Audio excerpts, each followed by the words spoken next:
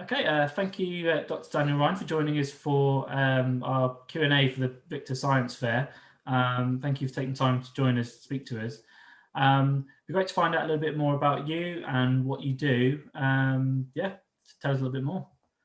Great, thanks, Luke, and thanks very much for this invitation. Delighted to be part of this great event. So, I'm an academic working at Loughborough University. I'm what they call a reader in psychology, so that's the level just below professor. And so I work in the psychology department. So, whole range of roles that are associated with that, which we'll come on to. But that's basically where we are today. Fantastic, and because there are so many different roles and options with it all, what might an average sort of day or week look like for you? Sure. Broadly speaking, an academic role is three key areas. So I could briefly take you through those. So one of the key areas is research. So conducting projects, collecting data, writing it up, publishing it. And my area primarily is in safeguarding children in the context of sport. So anything to do with human rights, safeguarding welfare, well-being, from recreational right up to elite athletes in all sorts of ways. So that's my research area of my work, if you like. Then the second pillar is teaching. So I teach undergraduate and master students who are studying for a range of degrees related to psychology or sport. So that would be delivering lectures or seminars or setting and marking exams or essays, etc. So there's a whole area of work around teaching. And then finally, I do consultancy. So that's where you're advising particular organizations on issues. So it obviously links with my research areas. So my work will be with people like UNICEF or NSPCC, or in sport, working with the IOC, International Olympic Committee, or FIFA, the governing body for football, really trying to work out how we can translate the research into improving the experiences of children or elite athletes. So yeah, it's really research, teaching, and consultancy, all vying for my time at the moment. And I suppose with all three areas, you get to meet quite a few different people as well, especially with the consultancy area, meeting all those different organisations.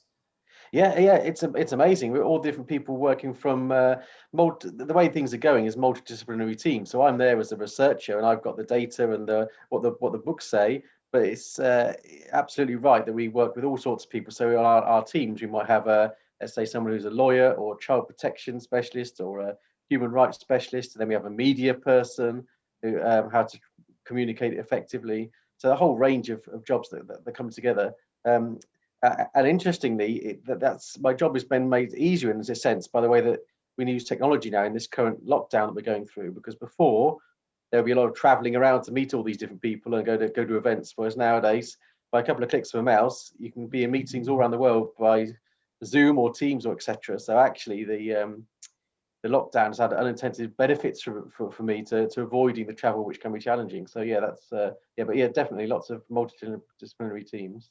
And what led you into psychology generally anyway? What was the appeal and the interest generally to go through that route?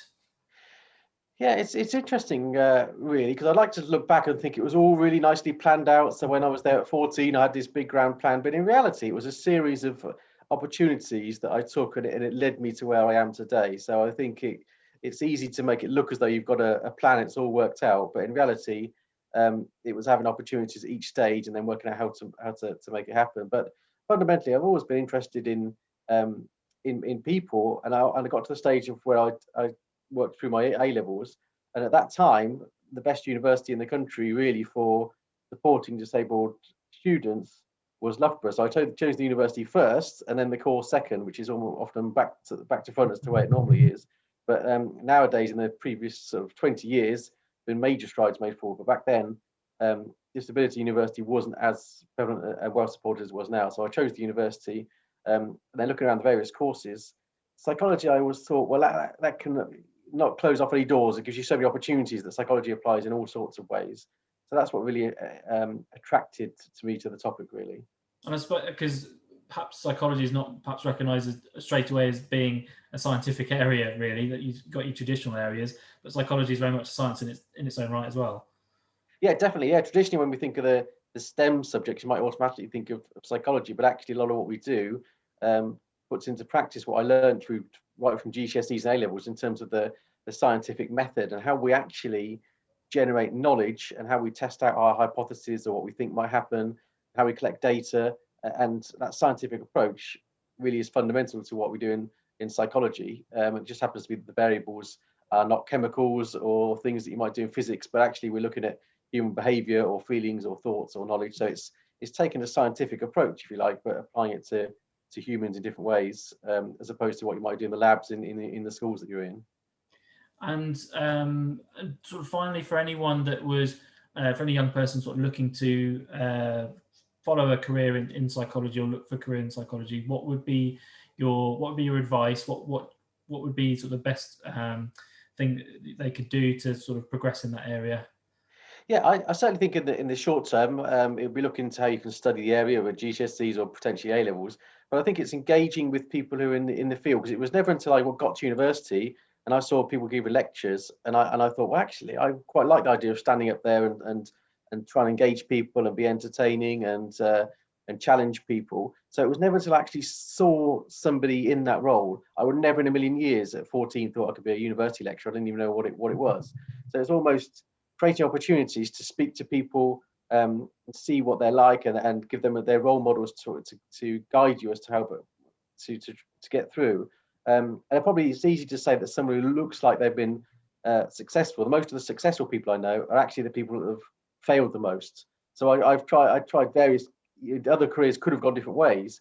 It just happened to be that this was the career that worked out and continues to go well. So I think it's not like it's all going to work out perfectly first time. You might try something and think, oh, that's not going to work for me, or my skills aren't in that area. So it's trying different things out, particularly at a younger age. You've got plenty of scope to try things. If it doesn't work out, it's not the end of the world. You're in your career a long time, maybe 40, 50 years nowadays. So I would say put the effort in to find something actually that you really enjoy doing. So then it never actually feels like you're going to work. So when I go to do a lecture or I'm speaking to people about research, it doesn't really feel like work because I enjoy it and I feel like I'm making a difference. So you spend a lot of time working. So I would encourage people to really think about what would you do anyway that you as a hobby or an interest or your skills.